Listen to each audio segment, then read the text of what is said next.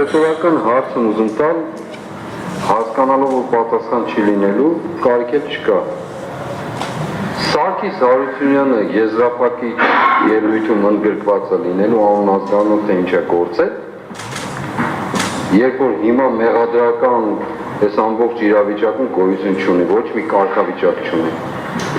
Եզրափակիչ ելույթում կամ եզրափակիչ խոսքում ընդգրկված է լինելու անուն ազգանունով Սարգիս Հարությունյանը նշանակում է իր վրա որևէ հոդված է դրվելու, որ հիմա գոյություն չունի։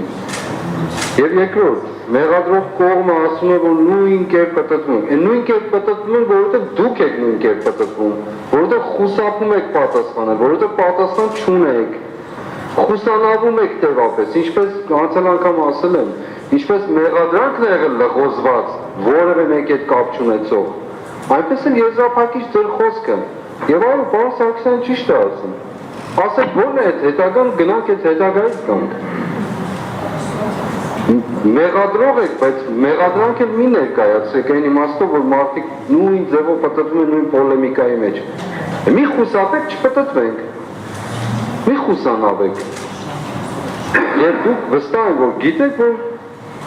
այդ խուսանավելով փորձում եք հասցնել մի հանգրվանի, որտեղ նորից լղոզված խոսքեր եք ասելու, հիմա էլ արձանագրենք, որ Սարգիս Հարությունյանը ձեր եզրափակիչ խոսքում չի լինելու։ Եվ եթե չի լինելու, հիմա ինչ գործ ունի այստեղ այդ ապացույցը։ Ինչ գործ ունի։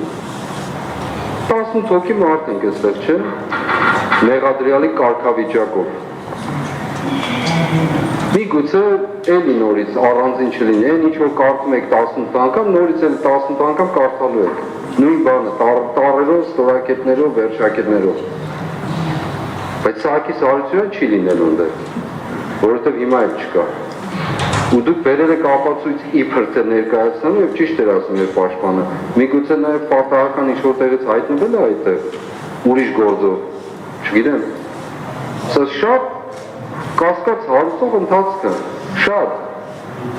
ճոխացնել, փորձել ճոխացնել ավելի ճիշտ եւ ասել թե ինչքան մարդ էր ներգրաված, բայց 18 հոգի են մեղադրվում։ Եվ հետեւաբար, այո, պաշտպանների առաջարկ շատ ճիշտ է, պատվարժան դատարան։ Այս ապացույցը վերաբերելի չի, ես բաղվել այստեղ եմ սովորել, թե որտեղից եկավ չգիտեմ, բայց վերաբերելի չի։ Այո չի, այլապես ուր է Սարգիսը չկա։